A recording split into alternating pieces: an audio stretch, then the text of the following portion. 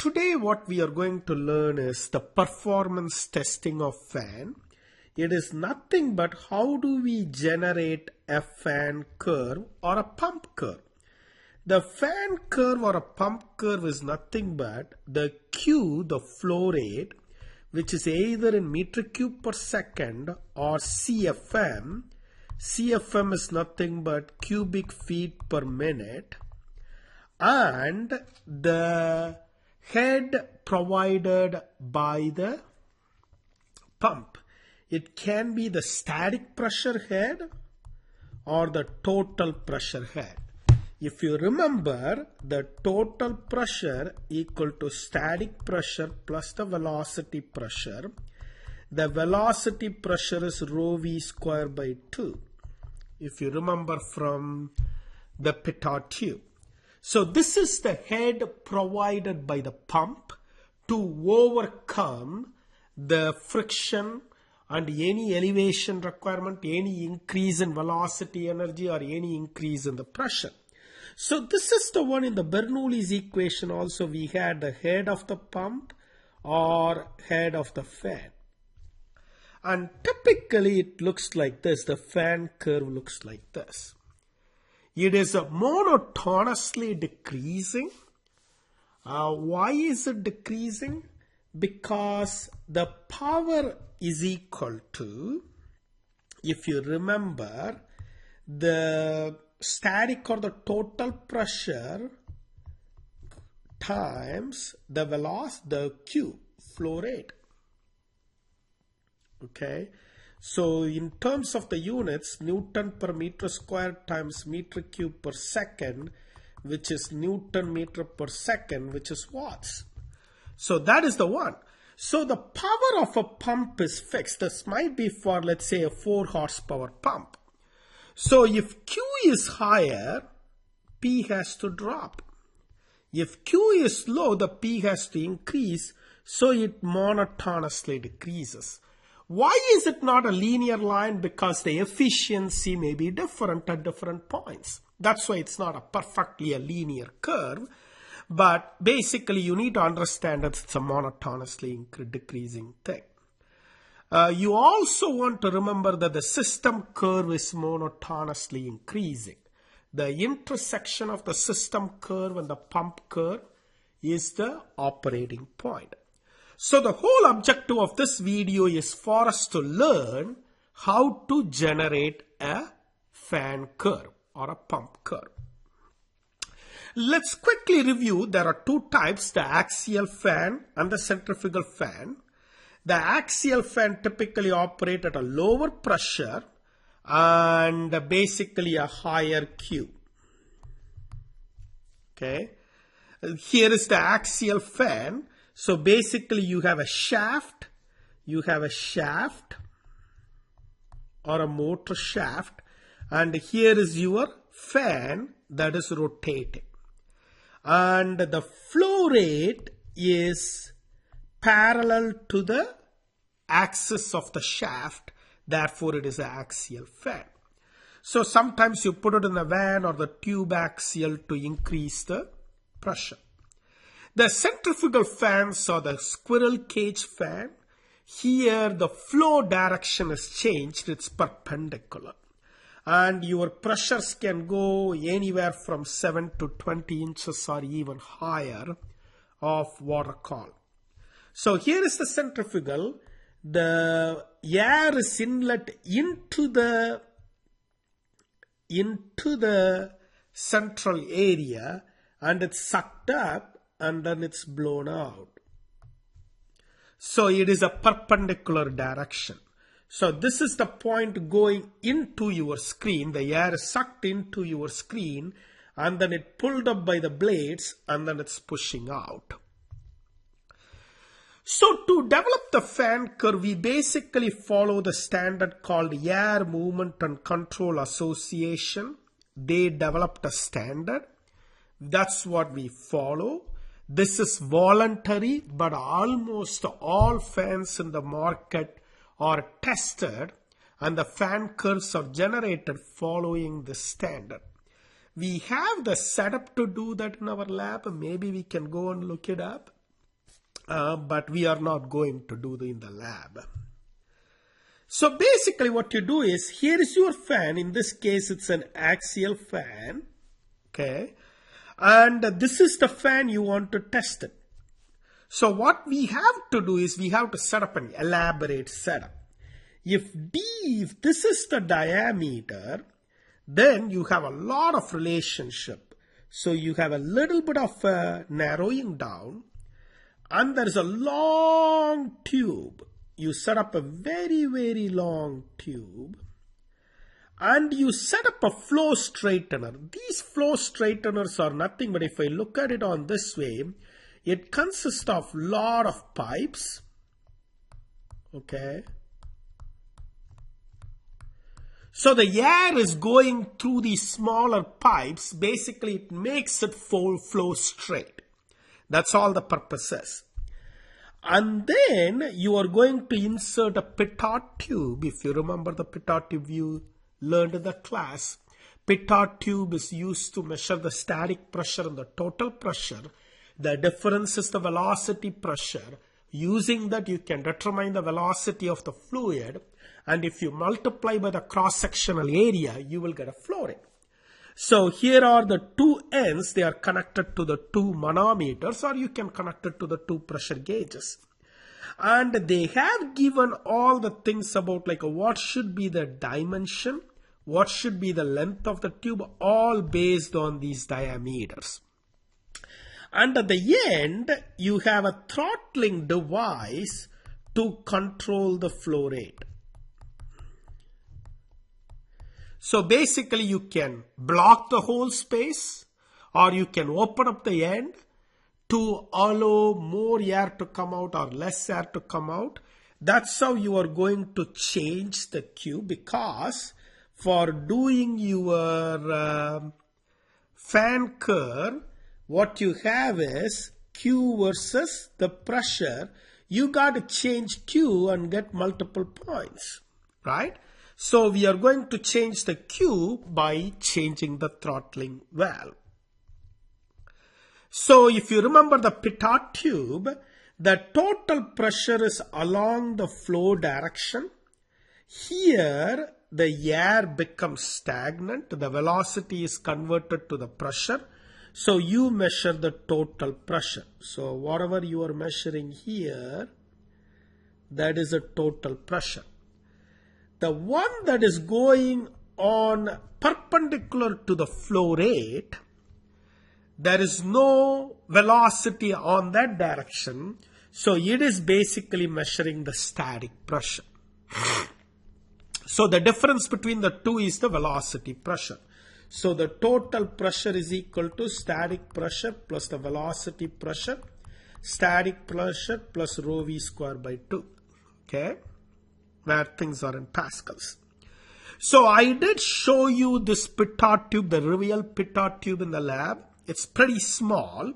So basically here are the gaps. So you have like a tiny holes through which the static pressure is measured. At the center is the total pressure is measured, and there are standards out there. What should be, where should be the hole be, how it should be 8 times the diameter of the inner diameter, and so on. And from here to here, it should be 16 times the diameter. Everything is standardized. You got to follow the protocol, okay? And we are going to measure the velocity, not just at one point. We are going to measure it at the multiple points along the radius inside the tube. Why? Because we know that the velocity is not uniform. So you want to estimate the average velocity pressure. So the way it is done is, so here are the dimensions given at different radius at about like a multiple directions. So if you take it as a 1, 2, 3, 4, 5, 6 directions, and you are measuring at 1, 2, 3, 4, totally you are measuring the at 24 points, the static pressure, the total pressure, the velocity pressure, and therefore the velocity at 24 points in the tube. So basically you need to drill a hole through the tube or the duct, and you are going to insert the pitot tube, locate it at the exact points. You are going to measure the tube pressure. Then you are going to move it to the next level, move it to the next level, move it to the next level, and then take it out and maybe put a duct tape to close the hole and open up the hole here, put it here, put it here, put it here, and so on. So you are going to repeat it. Okay. So we are collecting velocity, measuring velocity at multiple points. Then we need to average the velocity pressure head. Can we simply average it? Think about it. Can I really average it? Probably not. We cannot. Why? The system is designed for a laminar flow. We had a flow straightener and other stuff. So inside a duct tube under laminar flow, the velocity is like this, right? It's parabolic, right? The flow profile is parabolic for a laminar flow, right? So because it's a parabolic flow, the velocity is going to be maximum here and it's going to be pretty low on the ends, right? It's going to be different. But your velocity along the given radial direction is the same, right? So you can simply average them, right? And then you can average the next one. Maybe let's put a triangle here, right? You can average all the triangles. Maybe then you can average all the pluses. Then maybe you can average all the texts. So at the end of the step, you basically have 4 points. A cross, a triangle, and I think the next one is, I don't know what I draw, plus. Then the next one is a tick. So I basically reduce to 4 points, right? In order to average it, you cannot simply take arithmetic mean of those 4 points because the flow is a laminar flow. And the equation of the parabola is equal to y square equal to 4ax, right? That's the equation of the parabola. What that means is the velocity changes square of the radius, right? Okay. Because of that, what you need to do is, in order to, before average it, you got to linearize them. How do you linearize them? By taking a square root of the each velocity pressure and then average them. But the answer is in square root of meter per second units. So you got to square it to get the units in meter per second. So if I want to show it in the equation, if this is the velocity pressure head, let's say I am putting the H, so the units are in a units of the manometric liquid, is equal to, I first take a square root, and then I average it, and then I square the result. So when I have those 4 points, let's say the cross, triangle, plus, and the tick. So initially you are going to take a square root of each velocity. Then you are going to average them. Then you are going to square them. Okay, that's what you are going to do. So that gives you the average velocity head, and you multiply by the rho m minus rho a into g. If you think about, like, if it is a fan, if it is the density of the air, and if the manometric fluid, let's say, like if the manometric liquid, manometric liquid is water, then rho m is 1000 kilogram per meter cube, rho a is 1 kilogram per meter cube. Maybe you can even ignore it, right? Then PV is nothing but rho GH, right? So this is basically in pascals, right? This is in the meters, right? Right? That's what it is. PV is the velocity pressure in Pascal. PVH is the average velocity pressure head in meters. That's kind of H. And you are basically multiplying by the rho G or rho M minus rho A to be exact. Okay. Makes sense? So PV is equal to PVH into rho M minus rho F into G. In case of pumps, the manometric fluid is mercury, which is the density of the mercury is 13,600. Typically for the fluid, let's say if it is water, the density of the fluid is 1000 kilogram per meter cube. You cannot ignore it. You got to use the complete equation. Okay. So still you should use the complete equation. Okay. But it's minuscule in case of air. So in industry, the practitioners, a lot of people ignore it.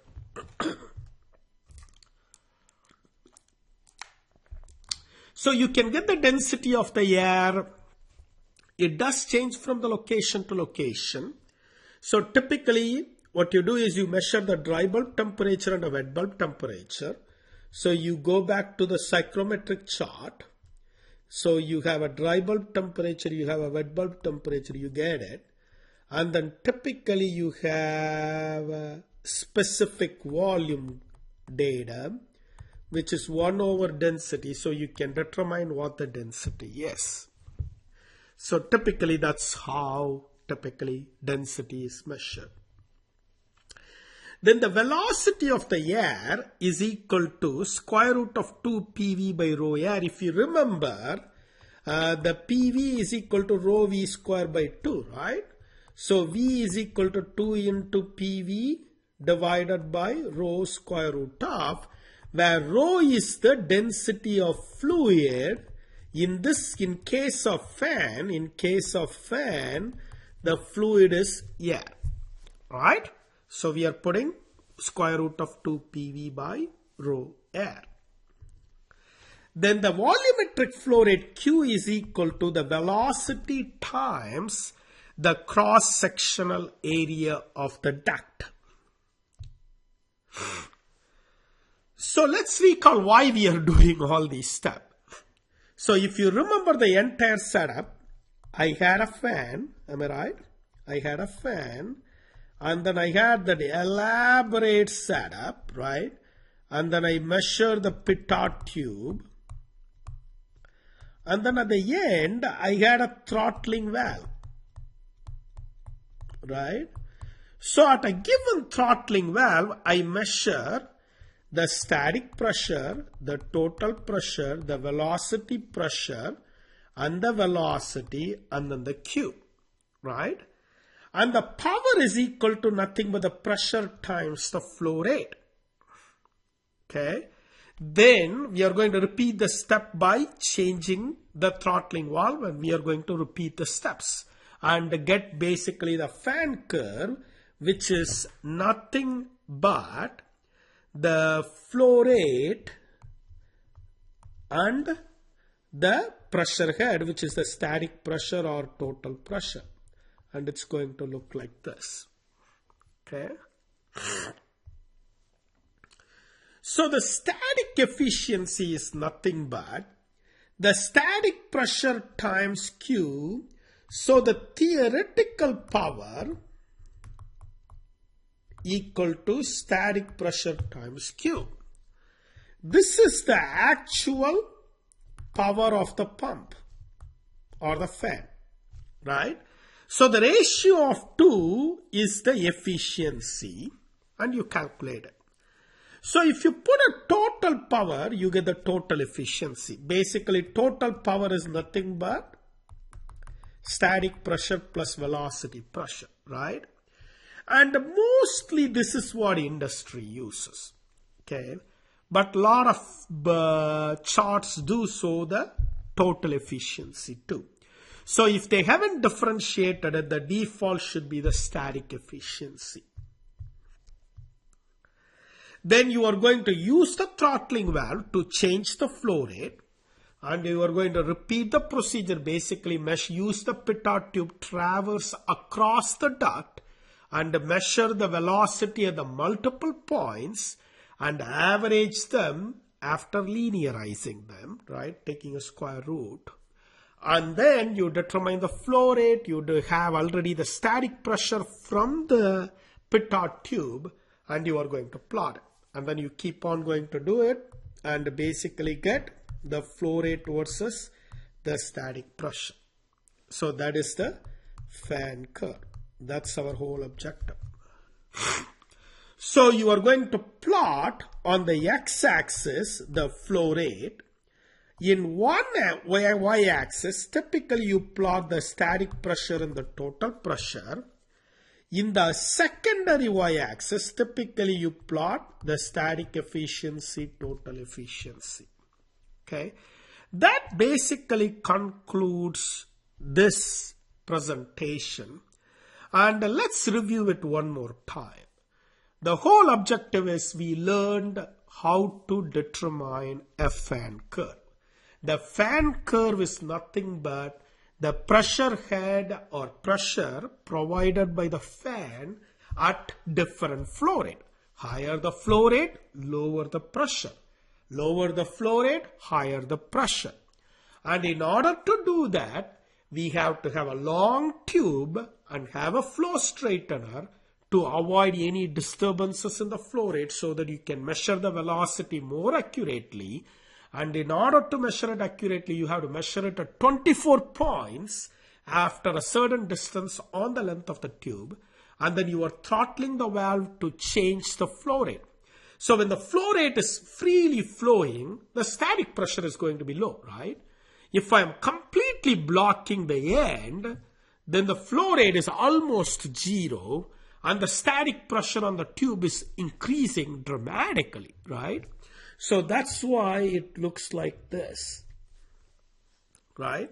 So that might be the static pressure. Typically the total pressure is going to be like this. And the efficiency might look like this. And the total efficiency might look like this. Okay. So basically you learned how the fan manufacturers are determining the fan curve. And that concludes this talk. Thank you.